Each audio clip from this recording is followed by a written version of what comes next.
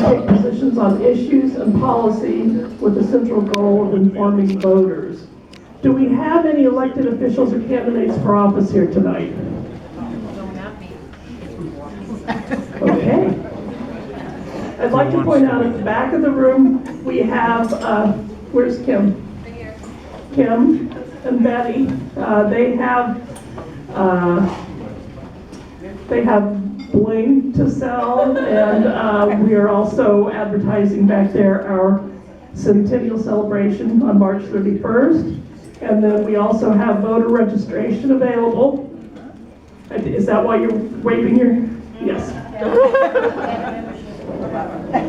So if anybody needs to update their signature, their address, any kind of change of party, or if you haven't registered to vote, we have people who can help you with that this evening.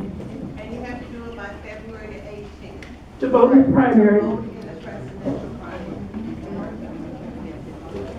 All right, next I'd like to thank Dr. Jerry Wright and Betty Haynes for spearheading what I think is going to be an incredible event tonight. And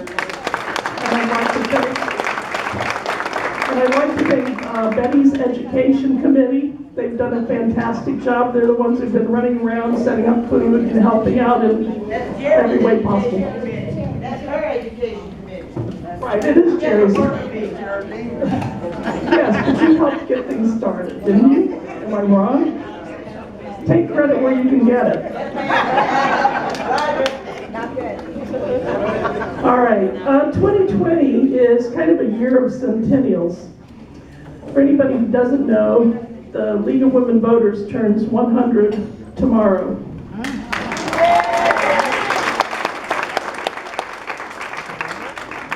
The 19th Amendment was passed in 1920 and was ratified in August of that year, so we're coming up on that.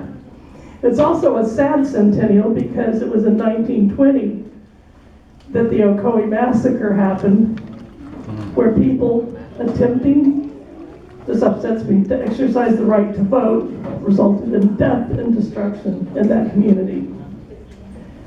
And that brings us to our presentation tonight. So I'd like to introduce the panel. First we have Dr. Lisa Mills. She's a professor of documentary film at the University of Central Florida. Before entering academia at UCF, she was a broadcast journalist for 25 years at several television stations in the Southeast. She has directed or co-directed 4 feature-length documentaries and 12 shorts. Her films have won national awards and been screened in film festivals all over the world.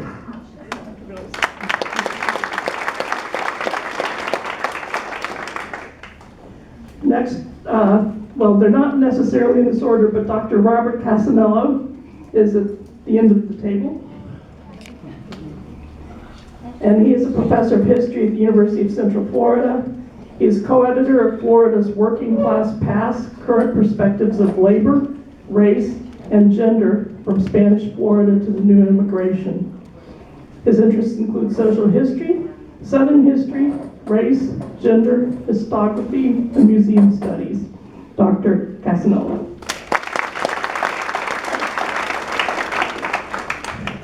We also have Dr. Stephen Caldwell Wright. He's a retired professor from Seminole State College. His fiction has been published in the Carolina Quarterly, Florida Folk Tales, and New Visions, fiction by Florida writers. In 1986, he was invited by Poet Laureate Gwendolyn Brooks to participate in poetry readings at the Library of Congress, and he is the author of Perhaps on a Sunday Afternoon, a poetry collection from the archives. And then we also have Dr. Kathy Perry, who received her doctorate in public health from the University of Oklahoma. And after retiring, she got ambitious and returned to school to receive a degree in history from UCF, Dr. Perry. And then finally, I'd like to introduce our discussion leader, and that is Trent Domingo.